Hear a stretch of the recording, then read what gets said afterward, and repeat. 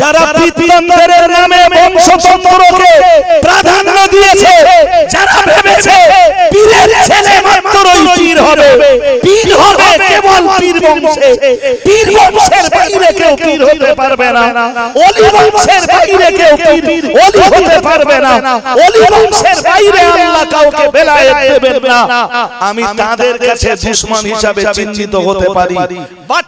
যারা কোরআন পড়েছে, যারা হাদিস পড়েছে, যারা পীর মুরিদি তত্ত্ব নামীয় বইটা পড়েছে, নিঃসন্দেহে তারা আমার এগেনস্টে আঙ্গুলি তুলবার সাহস পাবে। আউলিয়াদের ওই হাদিস থেকে 5টা পরিচয় পাওয়া যায়। 5 নম্বর পরিচয়, সবাই যখন চিন্তাগ্রস্ত হবে তাদের চিন্তা থাকবে না। 4 নম্বর পরিচয়, সবাই যখন ভয় পাবে ওলিরা কোনো ভয় পাবে না। 3 নম্বর পরিচয়, আল্লাহ তাদের নূরের মেম্বারে বসতে দেবেন। 2 নম্বর পরিচয়, তাদের চেহারা হবে নূরের চেহারা। সুবহানাল্লাহ বলছেন না? আর একটু মন খুলে।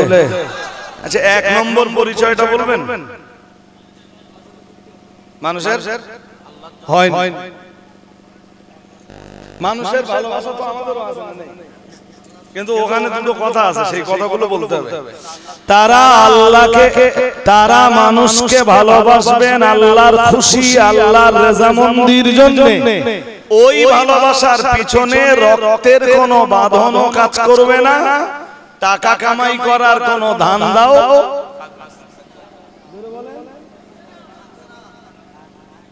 আচ্ছা, এই হাদিস শোনার পরে আপনাদের কি মনে হয় যে টাকা কামাই করার ধান্দা দুনিয়ায় যাদের আছে এরা ওলি বলে পরিচয় দিলে আমরা মেনে নেব? আমার কথা বুঝতে পারেন? হাদিসে কি আছে যে তাদের ভিতরে তারা মানুষকে ভালোবাসবে মালের জন্য নয়, ওয়ালা আমওয়ালি ইয়াতাআতাউনা বিহা, তারা মাল কামাই করার জন্য, মাল উপার্জন করার জন্য, নিজেদের পকেট ভরার জন্য আর পেট পূজা করার জন্য মানুষকে ভালোবাসবেন। আর যারা পেট পূজা আর পকেট পূজা করার জন্য মানুষকে ভালোবাসবেন, এই হাদিস থেকে স্পষ্ট হয়ে যায় তারা আল্লাহর ওলিয়া উলিয়া বান্দা হতে।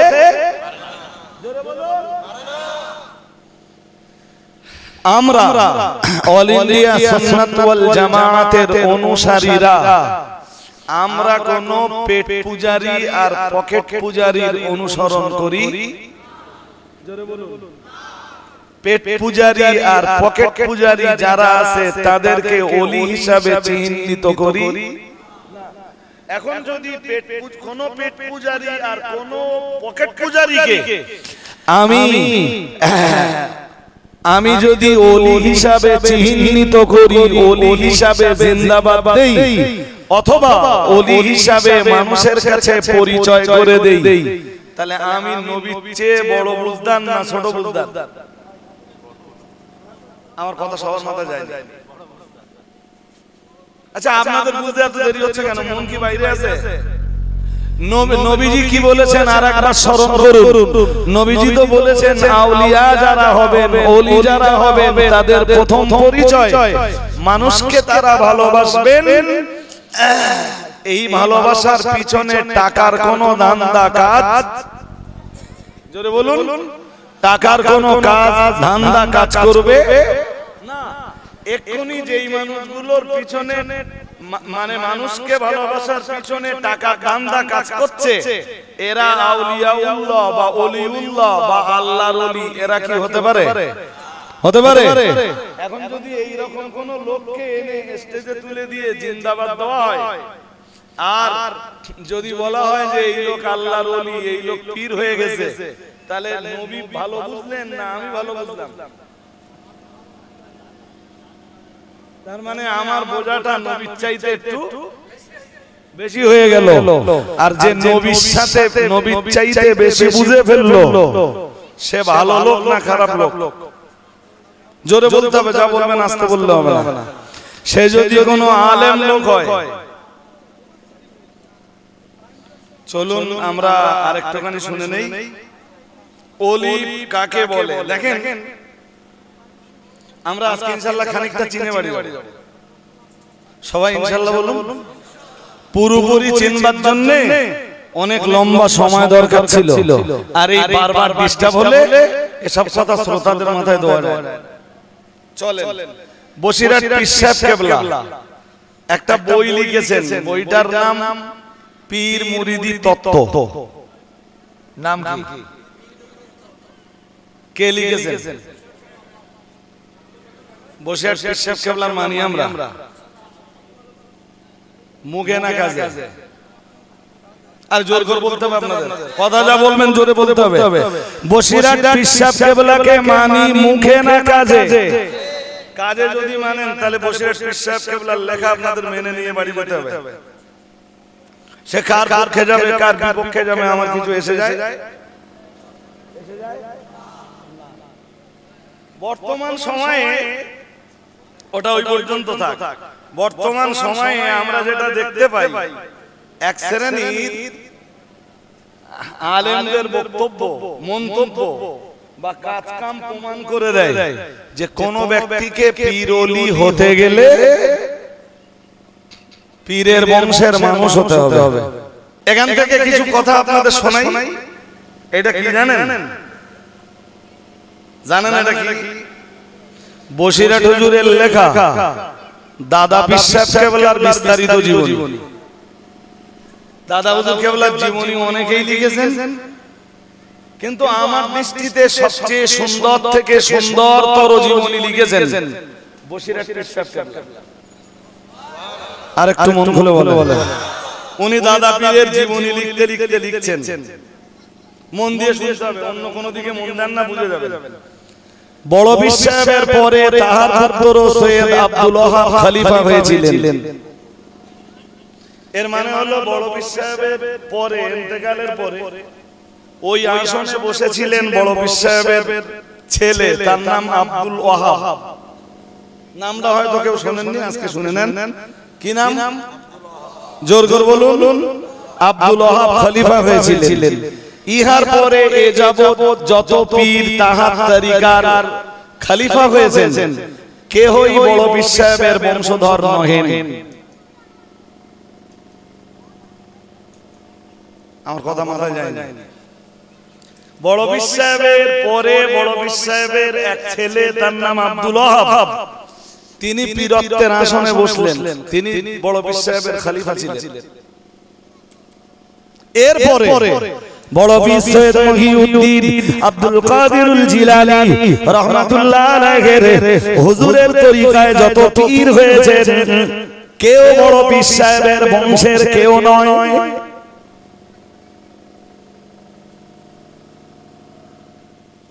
আমরা তো এখন এটাই ধরে রেখেছি যে পীর হতে গেলে পীরের বংশের মানুষ তাকে হতেই হবে।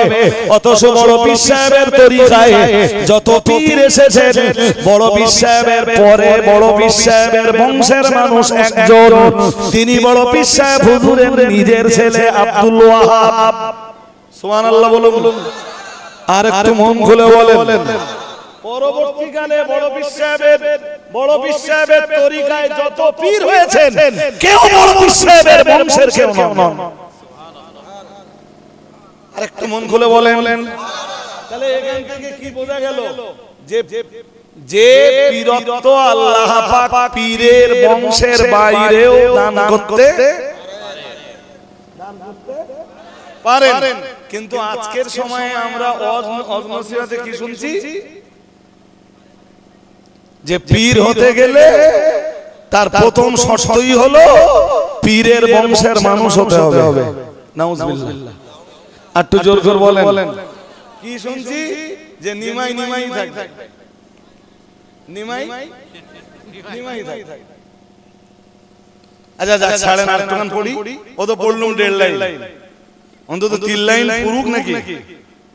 এরপরে শুনুন, পীর হযরত মুঈনুদ্দিন চিশতি। মুঈনুদ্দিন চিশতি বুঝতেছেন? খাজা আজমিরি সঞ্জারি রাহমাহুল্লাহ তাআলা আনহু।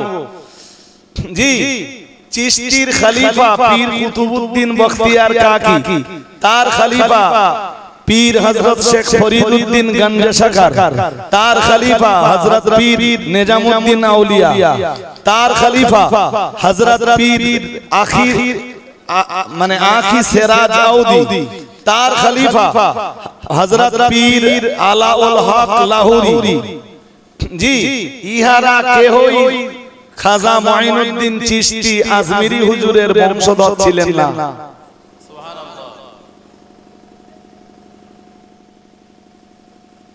কিছু জিনিস তো অন্তত পরিষ্কার হোক, এ আমি লিখিনি ভাই। আরে আমি বলতেছি না, আপনি পড়বেন। আমার এখানে যে পিডিএফটা আছে সেই পিডিএফ এ 275 পৃষ্ঠায় লেখা আছে। আপনার কাছে যদি পিডিএফ থাকে দাদা হুজুরের বিস্তারিত জীবনী যেটা বসে সাহেব কেবলা লিখেছেন, ওই পিডিএফ এ হয় 5 পৃষ্ঠা আগে থাকবে, নইলে 5 পৃষ্ঠা পরে থাকবে। এরপরে শুনুন, এ তো 3-3.5 লাইন হয়েছে।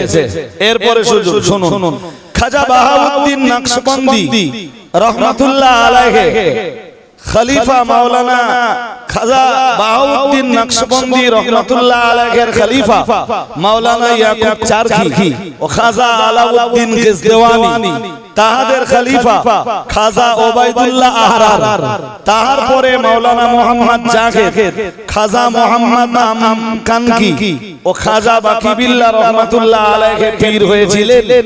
ইহারা নিজ নিজ পীরের বংশধর ছিলেন না। কে লিখেছেন? জোর করে বলেন। এত নাম ভাই পড়ে আমার পক্ষে মনে রাখা সম্ভব নয়, তাই মনে রাখিনি। তবে দাদা হুজুর কেবলার জীবনী পড়তে পড়তে পেজ নম্বরটা স্মরণে রেখেছি যে কোন জায়গায় আছে, অন্তত যে কেউ চাইলে যখন তখন যেন তার কাছে পেশ করতে পারি। এরপরে শুনেন, হযরত ইমাম রব্বানী আহমদ সারহান্দি। ইমাম রব্বানী আহমদ সারহান্দি বলতে পাঞ্জাবের মুজাদ্দিদ আল-পেসানি সারহান্দি রাহমাতুল্লাহ আলাইহি। মন দিয়ে শুনুন, হযরত ইমাম রব্বানী আহমদ সারহান্দির খলিফা শেখ আদম, তাহার খলিফা সৈয়দ ওবাইদুল্লাহ, তাহার খলিফা শেখ আব্দুর রহিম ছিলেন। ইহারা কেহই পীরের আওলাদ নহেন। আমার ওয়াজ কি শুনছেন নাকি? হ্যাঁ, এরপরে কি বলবেন? পীর হতে গেলে পীর বংশের মানুষ হতে হবে। এরপরে আপনারাও বলবেন যে নিমাই থাকবে। এই কথাগুলো তো একটাও আমার নয়। এরপরে শুনুন, হযরত শাহ আব্দুল আজিজ দেহলভির খলিফা ব্রেলির হযরত মুহাম্মদ সৈয়দ আহমদ সাহেব, তাহার খলিফা সুফি নূর মোহাম্মদ নিজামপুরি, মাওলানা ইমামউদ্দিন সদুল্লাহপুরি, মাওলানা হাফেজ জামালউদ্দিন ও মাওলানা কারামত আলী জৈনপুরি প্রভৃতি শত শত পীর ছিলেন, কিন্তু কেহই সৈয়দ সাহেবের আওলাদ ছিলেন না। আমাদের এই সেজরানামাটা যেখানে যে পৌঁছেছে, দাদা হুজুর কেবলা রহমাতুল্লাহ আলাইহির বসিরহাট হুজুর কেবলার পীর ফুরফুরার মুজাদ্দিদুজ্জামান আবু বকর সিদ্দিকী ওয়াল কুরাইশি। জি, দাদা হুজুর কেবলার পীর সুফি ফাতিহ আলী ওহসি রহমাতুল্লাহ আলাইহি, ওনার পীর হযরত নূর মোহাম্মদ নিজামপুরি। এইভাবে চলতে আমাদের এই মানে ঊর্ধ্বতন পীর ওলিদের ধারাবাহিকতা পৌঁছে গেছে সৈয়দ আহমদ বেরেলভী রহমাতুল্লাহ আলাইহি হুজুরের কাছে। সুবহানাল্লাহ বলছেন না কেন? আরেকটু মন খুলে বলেন না। অথচ সৈয়দ আহমদ বেরেলভী রহমাতুল্লাহ আলাইহির এই শেজারাতে এমন বহু ওলিয়া আছেন যারা পীর বংশের মানুষ ছিলেন না। তারা কেমনে পীর হলেন?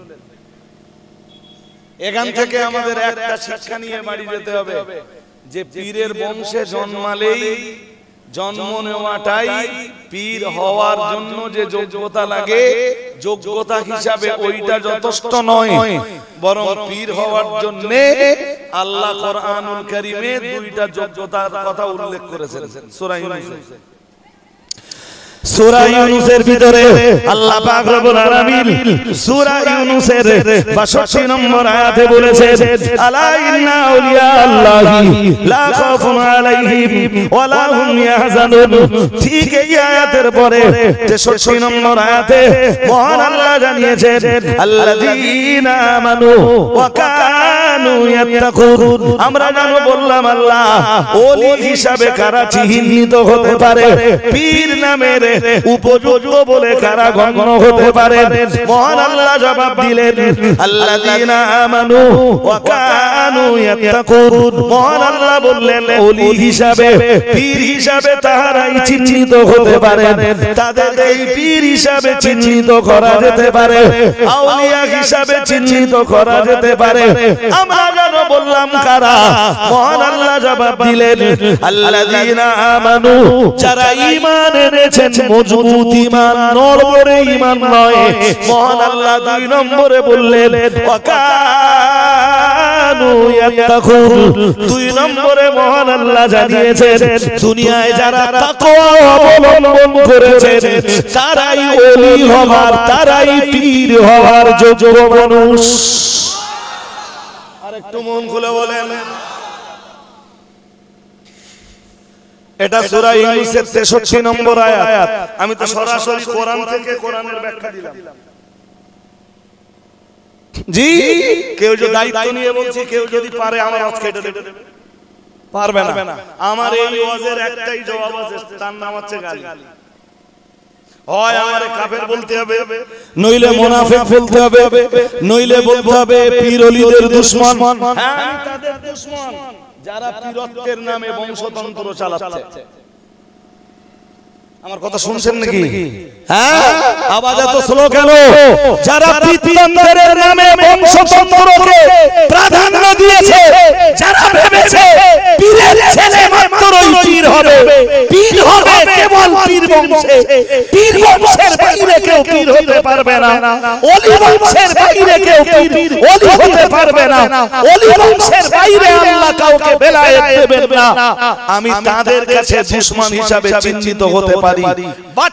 যারা কোরআন পড়েছে, যারা হাদিস পড়েছে, যারা পীর মুরিদি তত্ত্ব নামীয় বইটা পড়েছে, নিঃসন্দেহে তারা আমার এগেনস্টে আঙ্গুলি তুলবার সাহস পাবেন।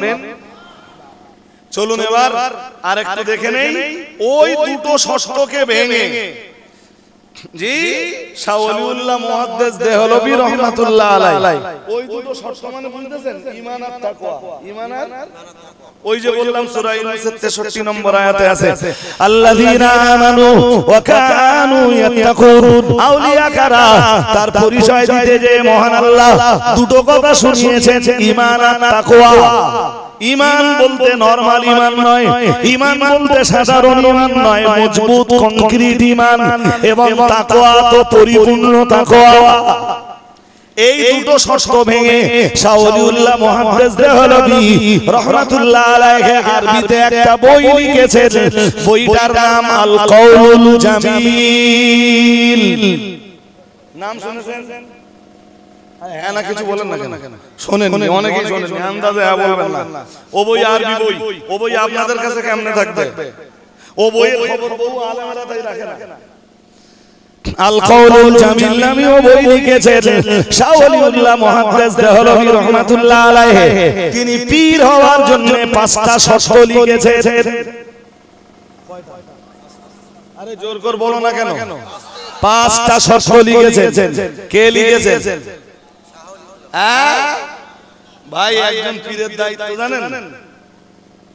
দায়িত্ব শুনলে তো আপনিও চমকে উঠবেন। বসিরহাট পীর সাহেব কেবলা তার বইতে লিখেছেন, মুজাদ্দিদ আল-ফেসানি সারহান্দি রাহমাতুল্লাহ আলাইহি, জি তিনি লিখেছেন মুজাদ্দিদ আল-ফেসানি সারহান্দির একটা কিতাবের উদ্ধৃতি দিয়ে বসিরহাট পীর সাহেব কেবলা পীর মুরিদি তত্ত্ব বইতে লিখছেন আশ-শায়খু ফি কওমিহি। তার মানে হলো জি একজন পীরের দায়িত্ব তার অনুসারীদের জন্য কতটা দায়িত্ব জানেন? কান নবীজি ফি উম্মতিহি। সুবহানাল্লাহ বলো। আর একটু মন খুলে বলেন দায়িত্ব একজন পীর তার মুরিদদের কাছে কেমন জানেন? যেমন নবীর উম্মতদের কাছে একজন নবীর কদর, একজন নবীর মর্যাদা যেমন জি দুনিয়া বরেণ্য আলেমরা তাদের কিতাবে লিখেছেন যে একজন শায়েখের মর্যাদা, একজন পীরের মর্যাদা তার ভক্ত অনুরক্ত তার মুরিদদের কাছে ঠিক ওই রকম। শুধু মর্যাদা তো হলে হবে না, মর্যাদা যখন কেউ পাবে দায়িত্ব তখন বাড়বে। নবীদের দায়িত্ব পৃথিবীতে কম ছিল, আরে হ্যাঁ না বলবেন তো? নবীদের দায়িত্ব পৃথিবীতে কম ছিল না? তো পীরেদের দায়িত্ব, শায়েখদের দায়িত্ব দুনিয়াতে কম নয়। চলুন আমরা দেখে নেই ছোট্ট করে পীর হতে গেলে 5টা শর্ত লাগবে। কয়টা? আল কাউলুল জামিলে লিখেছেন শাহ ওলিউল্লাহ মুহাদ্দিস দেহলভী, আর ওখান থেকে আরবি ইবারত নকল করে ওর বাংলা অনুবাদ করেছেন বসিরহাটের বড় মাওলানা আল্লামা হিন্দ আল্লামা রুহুল আমিন রাহমাতুল্লাহ আলাইহি। শুনছেন নাকি? শুনছেন? বসিরহাটের বড় মাওলানা আল্লামা রুহুল আমিন রাহমাতুল্লাহ আলাইহি কি লিখছেন আমি একটু পড়ি, দেখেন আপনারা বুঝতে পারেন কি। ফাশারতুম মান ইয়াখুযুল বায়আতা উমুরুন আহাদুহা ইলমুল কিতাবি ওয়াস সুন্নাহ। শুনেছেন কি পড়েছি? বুঝেছেন? কিচ্ছু বুঝতে পারেন? পীর হওয়ার প্রথম শর্ত হলো যিনি মুরিদদেরকে বায়াত করাবেন তার প্রথম শর্ত কি? আহাদুহা ইলমুল কিতাবি ওয়াস সুন্নাহ। তাকে আল্লাহর কিতাবের ব্যাপারে এবং রাসূলের সুন্নাতের ব্যাপারে, তিনি আল্লাহর কিতাবের ব্যাপারে যেমন আল্লাহর কিতাবের আলেম যেমন হবেন, রাসূলের সুন্নাতের আলেম তেমন হবেন। শাহ ওলিউল্লাহ মুহাদ্দিস দেহলভী রাহমাতুল্লাহ আলাইহি বলছেন এর দ্বারা, এর মাধ্যমে আমি মানে এই কথা বলার মাধ্যমে আমি উচ্চতর এলেমকে উদ্দেশ্য করিনি, মানে বিরাট পণ্ডিত হতে হবে, মহা পণ্ডিত হতে হবে আমি এটা বলিনি। তাহলে আমার উদ্দেশ্য কি? বাল ইয়াকফি মিন ইলমিল কিতাব আন ইয়াকুনা ক্বাদ দাবিতা তাফসীর আল মাদারিকি আবিল জালালাইন।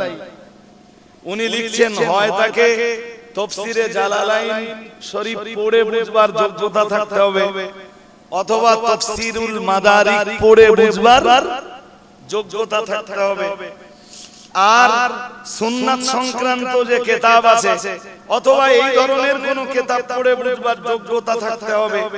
ওমিনাস সুন্নাতি আইয়াকুনা ক্বাদ দাবিতা, আর সুন্নাত সংক্রান্ত ব্যাপারে তাকে কমপক্ষে কি ধারণা থাকতে হবে? মিসলা কিতাবিল মাসাবি, যেমন মানে মাসাবিহুস সুন্নাহ বা মিশকাতুল মাসাবি, এই জাতীয় যে কোনো একখানা হাদিসের ধারণা থাকতে হবে। তাও যদি না থাকে, শুনছেন নাকি? তাও যদি বলেন হুজুর ওই পর্যন্ত বলে ছেড়ে দেন, নিচের দিকে আরো একটু লিখেছেন। কি লিখেছেন? হুজুর কেবলা লিখেছেন যে তাও যদি না থাকে অন্তত পক্ষে তিনি হাক্কানি আলেমের দরবারে একজন সোহবত লাভকারী মানুষ হবেন এবং একজন হাক্কানি আলেমের দরবারে থেকে থেকে থেকে থেকে হালাল হারাম জায়েজ নাজায়েজের জ্ঞানগুলো অন্তত অর্জনকারী একজন ব্যক্তি হবেন। এইটা পীর হওয়ার প্রথম শর্ত।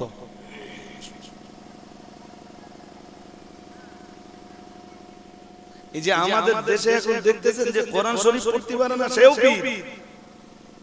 আসলে শর্তই তো হয়ে গেছে এইটা যে পীরের ঘরে জন্ম নিলে সে পীর। আর আমি তো কিছু বলিও না, মোটেই মুখ খুলতে চাই।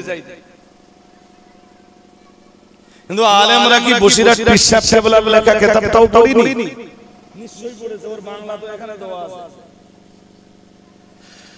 হাজিরিনে মজলিস মনে রাখুন, পীর যদি আলেম না হয় তারে মুরিদ পীর যদি আলেমে দিন না হয়, ওনার কাছে যারা বায়াত হবে, ওনার কাছে তো মসলা মাসাইল চাইবেন। অন্তত আলেমে দিন যদি না হয়, কিংবা যদি আলেমের সোহবতে থাকা মানুষ না হয়, বছরের পর বছর আলেমের সোহবতে কাটিয়েছেন, এরকম মানুষ যদি না হয়, উনি যখন বায়াত করাবেন, হাজার হাজার জনগণ যখন ওই পীরের কাছে বায়াত হবেন, মসলা মাসাইল জিজ্ঞেস করবেন, মসলা মাসাইল তো উনি দিতে পারবেন না। অগত্যা তখন ওনার পীরত্বের গদি টিকিয়ে রাখবার জন্য হয়তোবা ভুল ফতোয়া দিতে হবে, নইলে অন্যের কাছে দ্বারস্থ হতে হবে। কিন্তু স্বাভাবিক অবস্থায় এটাই তো দেখা যায় যে অন্যের কাছে দ্বারস্থ হলে আমার সম্মান চলে যাবে। অতএব মুরিদ আমায় যখন জিগিয়েছে, যে কোনো মূল্যেই হোক আমাকে জবাব দিতেই হবে। আর এটাও তো হাদিস শরীফে এসেছে, আল্লাহ পাকের নবী জানিয়ে দিয়েছেন, আল্লাহ পাকের হাবিব জানিয়েছেন, ফাসুইলু ফাফাউ বিগাইরি ইলমিন। আল্লাহ পাকের রাসূল জানিয়েছেন, ইত্তাখাদান নাসু রুসান জুহালা। আল্লাহ পাকের নবী জানিয়েছেন, এমন একটা সময় আসবে মানুষ মূর্খদেরকে তাদের নেতার আসনে বসিয়ে দেবে, লিডারের আসনে বসিয়ে দেবে। আল্লাহ পাকের রাসূল জানিয়েছেন, মানুষ মূর্খদেরকে তাদের ধর্মীয় চেয়ারগুলোতে বসিয়ে দেবে, বড় আলেমের চেয়ারে বসিয়ে দেবে, মুফতির চেয়ারে বসিয়ে দেবে, পীরত্বের চেয়ারে বসিয়ে দেবে, শাইখের চেয়ারে বসিয়ে দেবে। এরপরে রাসূলুল্লাহ জানিয়েছেন, ফাসুইলু, তাদের কাছেই তারা ফতোয়া জিজ্ঞেস করবে, ফাফতাউ বিগাইরি ইলমিন, জ্ঞান ওদের থাকবে না। এরপরে ওরা পিঠ বাঁচানোর জন্য ফতোয়া দেবে। ফতোয়া যদি ওরা না দিতে পারে, তাহলে ওদের পীরত্ব বাঁচে না। ফতোয়া যদি না দিতে পারে, তাহলে ওদের পীরের চেয়ার বাঁচে না। রাসূলুল্লাহ জানিয়েছেন, তাই অজ্ঞতাবশত ফতোয়া ওরা দেবে, আর ওদের ফতোয়া জ্ঞান ওদের নেই, তাই ভুল তো ওদের হবেই। আর এই ভ্রান্ত ফতোয়ার ভ্রান্ত ফতোয়া দেওয়ার কারণে রাসূলুল্লাহ জানিয়েছেন, ফাদাল্লু ওয়া আদাল্লু। রাসূলুল্লাহ জানিয়েছেন, ওরা নিজেরা তো জাহান্নামে যাবে। রাসূলুল্লাহ জানিয়েছেন, ওয়া আদাল্লু, আর ওদের ফতোয়া নিয়ে যারা চলবে তাদের জায়গাও হবে জাহান্নাম। বলুন নাউযুবিল্লাহ। আরো জোর আওয়াজে বলেন। এই জন্য খুব ভালো হয় কখন পীর যদি হাক্কানি আলেম হন, ভালো হয় কখন পীর যদি হাক্কানি আলেমের সোহবতে থাকা মানুষ হন। সোহবতে থাকা, হ্যাঁ, ওই স্তরের কিতাব না পড়তে পারুন, অন্তত হাক্কানি আলেমের সোহবতে থেকে থেকে থেকে থেকে ওই স্তরের কিছু জ্ঞান জোগাড় করে ফেলেছেন। আমার কথা বুঝতে অসুবিধা হচ্ছে? হাজিরিন, এই পাঁচে পাঁচটাই যে বলে ফেলতে পারবো, আমার সময় বলো কভার হয়ে গেছে। এরপরেও আর একটুখানি মুফতি সাহেব এসে গেছেন সম্ভবত। ওয়াশারতু সানি আল আদালাতু ওয়াত তাকওয়া ফায়াজিবু আন ইয়াকুনা মুজতানিবান আনিল কাবাইরি। ভাইরা আমার, মনে রাখুন, আমার দিকে মন দেন। এবার পিছনে দেখতেছেন, আমি যেই বলেছি যে মুফতি সাহেব মনে হচ্ছে এসে গেছেন, তা ভাই মুফতি সাহেবের এসে যাবার টাইমে উনি তো এসেই যাবেন। তা আমি কমিটিকে অনুরোধ করব যে হুজুর যদি এসে থাকেন, আমার হাতে যদিও সময় আছে, আমার সময় আজকে দাঁড়াচ্ছে না, বাট মুফতি সাহেবকে বসিয়ে রেখে বা মুফতি সাহেব এসে থাকলে হুজুরকে রেখে দিয়ে আমাকে দিয়ে ওয়াজ করানো, এটা আপনাদের জন্য ঠিক হবে না। আসেনি তো? তাহলে খানিকক্ষণ চল গেলেই নাকি? খানিকক্ষণ চালাই। পীর হবার দ্বিতীয় নম্বর শর্ত হলো ওয়াশারতু সানি আল আদালাতু ওয়াত তাকওয়া। মন দিয়ে শুনেন, দুইয়ের ক আর দুইয়ের খ, দুইয়ের ক আর দুইয়ের খ, ক খ বোঝেন? আরে হ্যাঁ না বলেন না, এটা 2 নম্বর শর্ত। 2 নম্বর শর্তের ক, আল আদালাত, পীর যিনি হবেন তার ভিতরে থাকবে ন্যায় পরায়ণতা।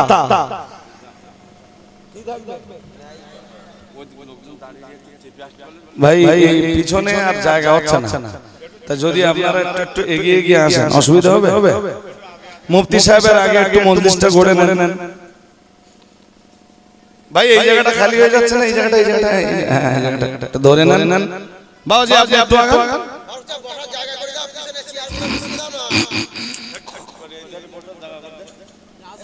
তারপর চেয়ার টেয়ার পেতে তো মোটামুটি লাইন করে দিলেন, তা আমার গাড়ি বেরোবে কি? শুনুন মন দিয়ে ভাই, ওরা ওদের কাজ করবে, ওদের দিকে আপনাদের তাকালে হবে না। প্রথম দিকে হেভি ডিস্টার্ব হয়েছে, অত ডিস্টার্ব মাথায় নিয়ে কথা বলা যায় না, সেই ডিস্টার্বটা এখন খানিকটা কেটেছে। কথা শুনুন তাহলে, দুইয়ের ক আল আদালাত। আদালত মানে ন্যায় পরায়ণতা। আদালত মানে জোরে বলেন। দুই নম্বরে, এক নম্বরে পীরের ভিতরে কি থাকতে হবে? কি থাকতে হবে? জোর করে বলেন। একদম পুরোপুরি জাহেল হলে সে লোক পীর হতে পারবে না। বসিরহাট পিশাব কেবলা কমপক্ষে মিশকাতুল মাসাবি হাদিসের কিতাব আর তাফসীরের কিতাব হিসাবে তাফসীরে জালালাইন, যেটা একদম ক্লাসের ছেলেদের নিম্ন স্তরে পড়ানো। হুজুর এরপরে লিখেছেন, সেও যদি নাও হয় অন্তত হাক্কানি আলেমের সোহবতের মানুষ হওয়া লাগবে, যিনি 2-10 বছর কি 10-20 বছর কোন হাক্কানি আলেমের দরবারে কাটিয়ে কাটিয়ে হারাম হালাল জায়েজ নাজায়েজ সিদ্ধ অসিদ্ধ এই জাতীয় বিষয়গুলোকে জেনে নিতে পেরেছে। শরীয়তের বেসিক বিষয়গুলো জ্ঞান অন্তত অর্জন করে নিয়েছে। দুই নম্বর, এবার বলেছি দুইয়ের ক দুইয়ের খ। দুইয়ের কয় কি আছে? দুইয়ের কয় আছে আল আদালাত, ন্যায় পরায়ণতা। ন্যায়, এখানে একটা কথা শুধু যা স্মরণ করাচ্ছি ভাই। আচ্ছা, আমাদের নামে বলা হয় যে আমরা ওলিয়া উলিয়াদের গালিগালাজ করেছি। আচ্ছা, সারা বাংলা জুড়ে আমার ওয়াজের রেকর্ড হয়, শুধু এখানে রেকর্ড হচ্ছে, অন ক্যামেরায় কথা বলছি এরকম ব্যাপার না। সারা বাংলা জুড়ে যেখানে এখন ওয়াজের 100-এর ভিতরে 99টা জলসা রেকর্ড। হ্যাঁ না বলবেন তো? একটা রেকর্ড দেখাবেন আমি কোন ওলি, কোন আউলিয়া, খাঁটি কোন পীরকে কখনো গালিগালাজ করেছি? একটা রেকর্ড জোরে বলুন দেখাবেন। হ্যাঁ, আমি অন্যের দায়িত্বটা নাই মানিলাম, আমার নিজের দায়িত্ব নিতে দোষ নেই তো? হ্যাঁ জি। আমরা বয়কট কেন? আমরা বয়কট কেন? তার জবাবে বলা হয় যে এরা পীর ওলি, এরা পীর ওলিদের দুশমন। ফেসবুকে তো अवेलेबल লিখছে পীর ওলিদের দুশমন, নবী আম্বিয়াদের দুশমন। লিখতে তো সময় যায়। জি, তুমি একটা রেকর্ড দেখাবা নবী আম্বিয়াদের দুশমনি করেছি? আমার দেখাবা? বরং এটা ঘটেছে যেখানেই তোমরা ভণ্ডামি করেছো, রজওয়ালির মতো ছেলে মানুষটা সেখানে ধরে দেওয়ার চেষ্টা করেছে। কোন ভণ্ডের ভণ্ডামির আশ্রয় রজওয়ালি সাহেব দেয়। কোন ভণ্ডের নামে কখনো জিন্দাবাদও দেয়নি জি, আর কোন ভণ্ডকে কখনো আশ্রয় দেয়নি। মুফতি সাহেব এসেছেন, আমরা একটু আওয়াজ তুলি নারায়ে তাকবীর, নারায়ে তাকবীর। অল ইন্ডিয়া সুন্নাত ওয়াল জামাআত মুফতি সাহেব হুজুর কিবলা, অল ইন্ডিয়া সুন্নাত ওয়াল জামাআতের মুর্শিদ মাননীয় মুফতি সাহেব হুজুর কিবলা, নারায়ে তাকবীর। তো আমি অন্তত অস্থায়ী পর্যন্ত শেষ করি, মুফতি সাহেব এসে পড়েছেন, আর তো আমার মানায় না। তো কি বলছিলাম? 1 মিনিট আর 1 মিনিট আমার কথা শুনলে হয়ে যাবে। 1 মিনিট কি বলবো 1 মিনিটে? তা শোনা যায় আমরা বয়কট কেন? পীর ওলিদের দুশমনি করেছি। ভাই মন দিয়ে কথাটা না শুনলে মাথায় যাবে না। আচ্ছা এবার বলেন তো, আচ্ছা ধরুন পীর সাহেব বা ওলিয়া উলিয়াদের দুশমনি করার কারণে আমরা বয়কট। এবার একটা ছোট্ট কথা বলবেন, আমরা যদি এই কারণে বয়কট হয়ে থাকি, তাহলে বসিরহাট পীর সাহেব কেবলাকে যারা যারা গালি দিয়েছিল তাদের বয়কট হওয়ার দরকার ছিল না? ছিল না? জি যদি খানিকক্ষণের জন্য ধরেই নেন যে আমরা পীর ওলিদের দুশমনি করেছি তাই আমরা বয়কট, কিন্তু বসিরহাট হুজুরের বিরুদ্ধে যারা গুচ্ছ গুচ্ছ গালি দিয়েছিল তারা বয়কট হয়নি। এর মানে এটা ন্যায়পরায়ণ, এটা কি ন্যায়পরায়ণতা হলো? জোরে বলেন। পীর হওয়ার দ্বিতীয় শর্তই হলো 2 এর ক আল আদালাহ। আদালতের বাংলা মানে ন্যায়, ন্যায় পরায়ণতা। আর 2 এর খ হলো ওয়াত্তাকওয়া। পীর হতে গেলে 2 নম্বরে কি লাগবে? জোরে বলুন। তাকওয়া লাগবে। কি লাগবে বলুন? তাকওয়া লাগবে। আমি এই পর্যন্ত ছাড়ছি। মুফতি সাহেবকে বসিয়ে রাখা শুধু বেয়াদবি না, চরম বেয়াদবি হয়ে যাবে।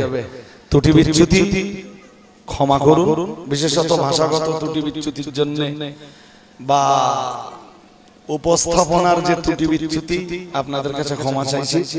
আর কিছু কোরআন হাদিসের তথ্য দিতে যদি ভুল করে থাকি ক্ষমা আল্লাহর কাছে চাইব, নিশ্চয়ই আল্লাহ ক্ষমা করবেন। আমার গাড়িটা একটু আপনাদের ছেড়ে দিতে হবে। আর বিশেষ করে রাস্তায় যারা বসেছেন ভাই চিয়ান নিয়ে, আপনাদের একটুখানি উঠতে হবে, তারপরে আবার আপনারা সাজিয়ে নেন। মুফতি সাহেব এসেছেন, আমরা একটু আওয়াজ দেই নারায়ে তাকবীর। অল ইন্ডিয়া সুন্নাত ওয়াল জামাআত, অল ইন্ডিয়া সুন্নাত ওয়াল জামাআতের অনুসারী দিগের মুর্শিদ মুফতি সাহেব হুজুর কিবলা, মুর্শিদ মুফতি সাহেব হুজুর কিবলা, নারায়ে তাকবীর, নারায়ে তাকবীর। দরুদ শরীফ পড়ুন। আল্লাহ